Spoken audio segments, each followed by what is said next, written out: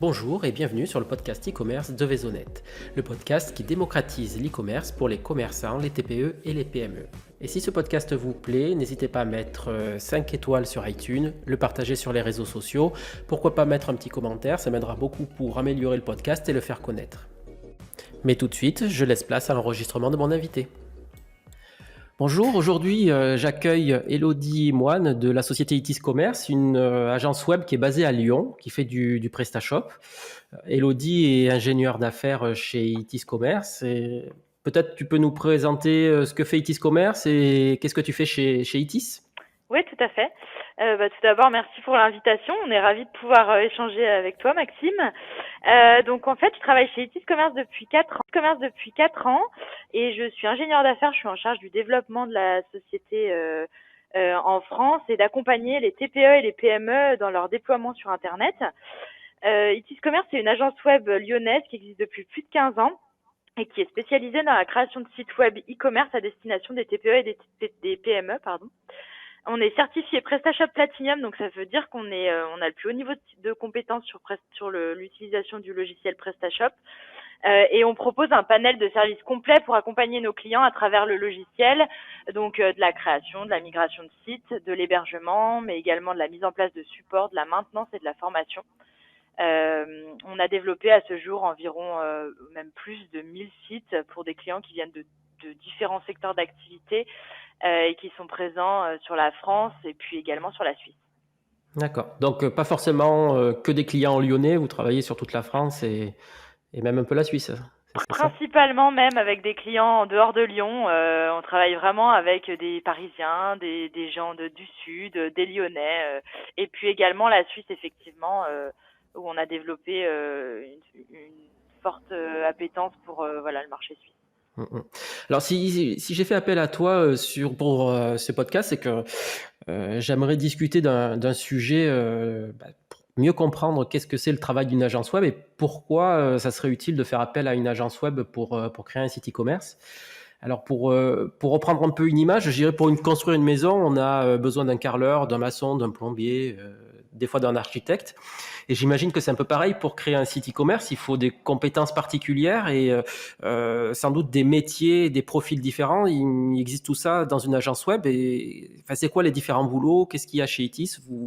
C'est quoi les professions? Et qu'est-ce qu'il y a besoin comme compétences pour faire un site e-commerce? Oui, et écoute, c'est vrai que c'est une bonne image de reprendre les métiers du bâtiment parce qu'en fait, au final, un site, ça se construit un peu de la même façon. Il nous faut, comme sur un chantier, par exemple, il va nous falloir un chef de chantier. Chez nous, on va avoir un directeur technique. Il va falloir quelqu'un également qui va coordonner tous les métiers du web. Donc là, ça sera plutôt un chef de projet, quelqu'un qui fait du coup de la gestion de projet. Après, donc chez Itis, on a également des développeurs, donc c'est toutes les personnes qui vont faire plutôt du développement, des intégrateurs qui là vont plutôt du coup, comme le nom l'indique, intégrer des éléments dans le site internet. Et puis on a C'est des un web aspect un peu designers. c'est un aspect un peu graphique, l'intégrateur? Exactement. Mhm. L'intégrateur et le web designer vont plutôt faire de la présentation sur PrestaShop, de l'intégration, utiliser en fait ce qui existe déjà dans le logiciel et l'intégrer, le présenter correctement et ils vont par exemple aussi installer des modules qu'on va utiliser très souvent pour répondre aux fonctionnalités demandées par un client par exemple. J'entends parfois des gens qui cherchent un webmaster pour créer leur site. C'est une profession qui existe encore ou en fait le mythe de la personne unique qui va créer le design, installer le CMS, gérer les modules, faire du développement, ça n'existe plus ça maintenant. C'est des affaires, ce sont des spécialistes qui vont faire un site internet. Alors, moi, je dirais que ça existe encore, mais maintenant, la personne qui sait tout faire et le faire très très bien, ça va être la perle rare. Donc, si vous le trouvez, faut pas le quitter. Exactement. Et alors, Itis, Tu l'as dit tout à l'heure, donc vous êtes certifié PrestaShop Platinum et avec un dernier podcast avec Antoine Thomas de la société PrestaShop, on avait discuté sur le fait que PrestaShop était disponible que gratuitement. Oui. En fait, on a pour un coût modique le PrestaShop, on peut éventuellement s'acheter des modules et c'est plutôt facile à faire pour un néophyte. Et du coup, dans ce contexte-là, c'est quoi la valeur ajoutée d'une agence? Qu'est-ce qu'une agence peut apporter à mon business d'e-commerçant par rapport à moi-même si je crée mon site? Alors, pour revenir sur l'installation des modules, effectivement, comme tu dis, parfois c'est facile à se faire, mais ça peut être aussi vite compliqué. Il faut savoir que les modules sont pas forcément tous compatibles ensemble en fonction des versions de PrestaShop, si c'est des sites qui existent déjà. Enfin, il y a pas mal de choses quand même à prendre en compte. Une agence, je dirais que c'est d'abord l'assurance d'avoir des compétences, de l'expertise et du conseil. Et que si vous êtes tout seul à installer votre PrestaShop dans votre coin, vous allez vite être bloqué si vous avez des éléments qui vous empêchent d'avancer. L'agence, elle est là donc pour vous conseiller. Elle dispose d'une agence, elle est là donc pour vous conseiller. Elle dispose d'un éventail de compétences à disposition des clients, donc avec des corps de métiers différents, comme je vous l'expliquais tout à l'heure. On maîtrise le logiciel, on maîtrise ses évolutions. On maîtrise également les fonctionnalités et les modules, les bons modules qui permettent du coup de répondre bien aux besoins et qui fonctionnent bien surtout. Et puis on est aussi accompagné par une communauté. Donc tout ça fait qu'on a des compétences quand même qui permettent d'aller plus loin que si vous faisiez votre site dans votre coin. Et surtout, ce qu'il faut quand même se dire, c'est que si vous voulez un site qui soit stable et surtout performant, qui vous permette de faire du business, en ligne, il faut qu'il tienne la route. Donc, vous pouvez pas vous permettre d'avoir un site qui fonctionne à moitié, quoi. Tout à fait. Je posais un peu la question naïvement, mais c'est vrai que donc chez Vaisonnet, on voit beaucoup de clients avec des sites PrestaShop et c'est très facile d'installer un module. C'est actuellement facile d'en installer deux, mais quand on achète un module, en fait, PrestaShop, là où on achète les modules sur add-on, va valider individuellement le module s'il fonctionne bien et en général, il n'y a pas de problème si on prend le module tout seul. Par contre, c'est vrai que si on en installe plusieurs, il y a certains modules qui peuvent avoir, qui vont travailler au même endroit, faire la même chose, et là, après, ça devient vraiment une histoire de spécialiste pour arriver à faire prendre la mayonnaise entre elles, non, la mayonnaise entre elles, ça se dit pas. Arriver à faire prendre la mayonnaise, quoi, Ouais, entre ouais, tout à fait. les différents modules. Voilà. Euh, donc, j'ai bien compris que pour créer un site, en fait, il faut avoir beaucoup de compétences différentes. Donc, si je veux une expertise, je vais plutôt faire appel à une agence web. Et je vais te poser une question. J'ai l'impression que ça va être un peu comme si je te demandais le prix d'une voiture sans poser, sans dire plus de détails sur mes besoins, ce que je veux faire, etc. Mais ça coûte combien avec une agence? Ou si je peux un peu compléter la question, c'est quoi qui fait le prix? Et si je veux aller voir une agence pour faire mon site, de quoi elle va avoir besoin pour pouvoir me faire un devis par rapport à mes besoins? Oui, alors on a beaucoup de prospects qui viennent nous voir et qui me demandent ces questions, hein. La première surtout combien ça coûte. Euh, Comme ça, c'est difficile d'y répondre, hein. En fait, ça dépend de nombreux éléments. Ça va dépendre alors en fait, ouais, du type de fonctionnalité que vous allez vouloir, de ce qui est natif ou ce qui ne l'est pas, et puis de votre niveau d'exigence, parce que plus on va avoir des exigences poussées en graphisme, plus du coup le site peut avoir un budget conséquent. Ce qu'il faut avoir en tête, c'est que nous, chez Itis Commerce, on fait des sites qui sont situés entre 5 et 15 000 euros. C'est une fourchette moyenne pour des sites internet. Donc, quand on est sur des sites standards, on peut être à peu près à 5 000 euros. Donc, on installe le site, on installe des modules, on fait un petit peu de graphisme. Et après, quand on a des demandes de maquettes sur mesure personnalisées, on va plutôt approcher des 15 000. Et puis après, il faut se dire aussi que si, par exemple, vous voulez connecter votre logiciel de gestion, enfin votre ERP ou votre CRM à votre site PrestaShop, là, on va monter sur des budgets qui sont beaucoup plus conséquents. Donc vraiment, ça va dépendre de plein d'éléments que vous allez nous adresser. Et pour ça, nous, ce qu'on fait, c'est qu'on envoie à nos prospects un questionnaire qui est assez ciblé et qui permet de comprendre exactement ce qu'ils souhaitent, donc quels sont leurs objectifs, quels sont les sites qu'ils aiment, quels sont les sites qu'ils n'aiment pas, quelles fonctionnalités ils souhaitent, ou en tout cas, ils nous donnent des exemples de sites et nous, on va les accompagner pour leur dire, bah voilà, aujourd'hui, il faut telle fonctionnalité, telle fonctionnalité. C'est un petit peu de l'accompagnement. C'est un petit peu de l'accompagnement sur mesure dans la création de sites, quoi. D'accord. Et comment vous gérez la partie je dirais comparaison avec des sites existants? Parce que j'ai l'impression que quand on est en tant qu'utilisateur ou quand je vais vouloir faire mon site e-commerce, je vais voir un site en particulier. Je vais me concentrer plutôt sur la partie front du site, donc la Oui, partie visible, éventuellement les boutons d'ajout au panier, etc. Mais on oublie souvent la partie back, donc toute la partie gestion du site e-commerce. Euh, en termes de répartition du temps de travail, la partie front par rapport à la partie back, c'est du 50-50, 25-75. Comment ça se passe? tu veux dire en avant-vente ou après? Ah, ben, plutôt en avant-vente parce que comment en tant que client je peux arriver à définir mes besoins en back. Est-ce que c'est des choses de vie qui soient réalistes par rapport à mes besoins? Alors nous, on va aider le client surtout alors on va lui demander vraiment tout ce qu'il aime sur un site en termes d'esthétique. Souvent, la première chose, les gens nous parlent d'esthétique, mais c'est pas ce qui est le plus important. Mais Mhm. on va vraiment l'accompagner sur toute la navigation sur le site et essayer de comprendre ce qu'il aime sur cette navigation. Ben ça peut être par exemple est-ce que par exemple tout de suite on a des clients qui vont nous dire il y a des fenêtres pop-up sur le site, ça j'aime pas, ça j'aime. Ils vont nous dire voilà, moi j'aimerais avoir des avis clients, à nous de le conseiller sur le type d'avis client qu'on va mettre en place.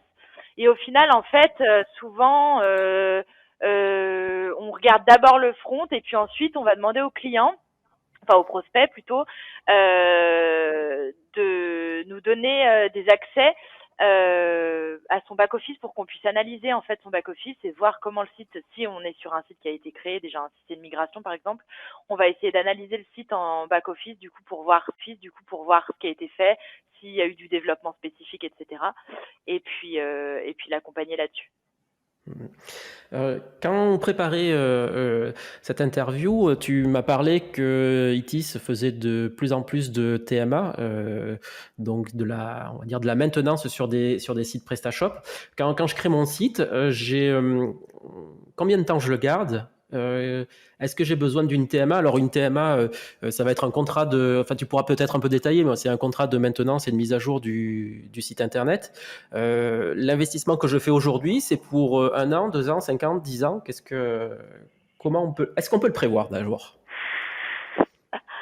Oui, alors quand on crée un site internet, c'est difficile de donner sa durée de vie parce que ça évolue Mhm. tellement vite que c'est compliqué. Ce que je peux vous dire, c'est qu'aujourd'hui, PrestaShop, maintenant, on est en version 1.7 et que toutes les évolutions qui ont été faites sur cette version 1.7 font que normalement, dans le temps, on pourra faire des mises à jour très facilement et du Mhm. coup, votre site sera évolutif et normalement, on pourra le maintenir assez facilement.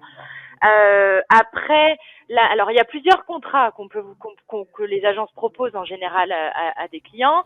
Les contrats de TMA, là, on est vraiment on s'adresse vraiment à des PME qui ont des services informatiques en interne, des problématiques d'évolution et qui manquent par exemple de personnel ou n'ont pas toutes les compétences en interne et ont besoin d'être accompagnés par une agence.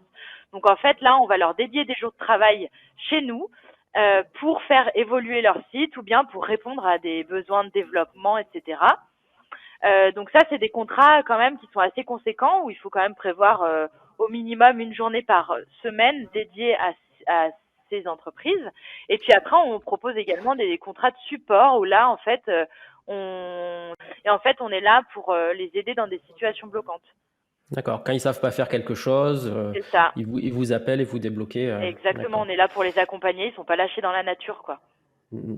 Et il y a peut-être aussi dans l'aspect durée de vie de site un aspect sur l'esthétisme, le graphisme qui peut peut-être plus ou moins bien vieillir selon son secteur d'activité. Je Oui, suis. oui, oui. Alors dans ce cas-là, Nous, notre rôle, c'est de conseiller notre client. Donc, quand on va faire un premier site, on va faire toute la partie web design, graphique, bien sûr, en Mm. accord avec le client. Et puis, au fur et à mesure du temps, notre métier, c'est aussi d'accompagner nos clients et puis de leur dire, bah, voilà, de toute façon, nos clients, on les a au téléphone régulièrement. Et c'est de leur dire, ben voilà, ça fait 2, 3 ans que votre site, on l'a fait. Vous me dites qu'aujourd'hui, vous vous rendez compte que par rapport à d'autres, il y a ça et ça qui vont pas. Donc voilà, on avance ensemble et puis on essaye de comprendre comment améliorer constamment. Comment améliorer constamment. Mm. On tire bénéfice de l'expérience passée. C'est peut-être aussi important de mettre en place des outils de suivi, par exemple des Google Analytics, pour voir, identifier peut-être des pages qui seraient moins performantes que d'autres. Et lors de la refonte, on va mettre l'accent peut-être sur ces points en particulier. Ça, on ne refait Ouais. pas tout le site en fait dans une refonte, on va améliorer l'existant, c'est ça? On améliore l'existant effectivement et souvent pour les refontes, nous on travaille en partenariat avec des agences. Je l'ai pas précisé au début, mais on Mm. travaille. On est une agence, on n'est pas une agence 360 et du coup on travaille beaucoup en partenariat avec des sociétés, bah, comme vous par exemple, Vaisonnet, mais on travaille aussi beaucoup avec des agences de référencement ou de marketing. Et très souvent pour les migrations, on conseille vraiment de se faire accompagner en plus de l'agence de développement par une agence de référencement qui du coup permettra de faire les bonnes analyses, des audits SEO et puis de faire les bonnes recommandations pour la suite. D'accord. Donc E.T. c'est une agence de spécialistes en fait. On ne va pas faire son flyer pour imprimer ses cartons de pizza ou des choses comme ça. C'est vraiment Exactement. que de l'e-commerce, hein, c'est ça? Notre métier, c'est PrestaShop, e-commerce. Le reste, on fait pas. D'accord, très bien. Et pour terminer cet entretien, est-ce que tu aurais un conseil à donner à un e-commerçant ou un futur e-commerçant? Oui, alors ce qu'il faut se dire, c'est que le site web, c'est une très grosse part du coup des ventes sur Internet, mais pas que. Et il faut vraiment avoir une stratégie bien ficelée pour pouvoir faire du chiffre et générer générer du business sur Internet. Donc bien avoir analysé son marché, ses personas, peut-être avoir rédigé un cahier des charges. Prévoir des animations marketing, mais également faire de la communication et aussi surtout avoir du budget pour faire du référencement, du SEO, du SIA et travailler également avec des sociétés qui pourront vous aider à grandir. C'est pas parce qu'on a créé le site que les clients vont se précipiter à l'intérieur. Enfin, comme un magasin physique, en fait, hein. C'est pas parce C'est qu'on ça. a mis l'ancienne que les clients viennent. Donc, il faut, C'est il ça, faut garder une marge de manœuvre pour le référencement, la com, etc. c'est ça, exactement. Mm, mm. Très bien. Merci Elodie, merci d'avoir accepté l'invitation. Merci à toi. C'était un plaisir du coup d'échanger avec toi et puis Plaisir partagé. À bientôt. à bientôt, merci. Au revoir. Merci à tous de nous avoir écoutés jusqu'ici. J'espère que vous avez trouvé ce podcast intéressant et je vous dis à très bientôt pour un nouvel épisode. Au revoir.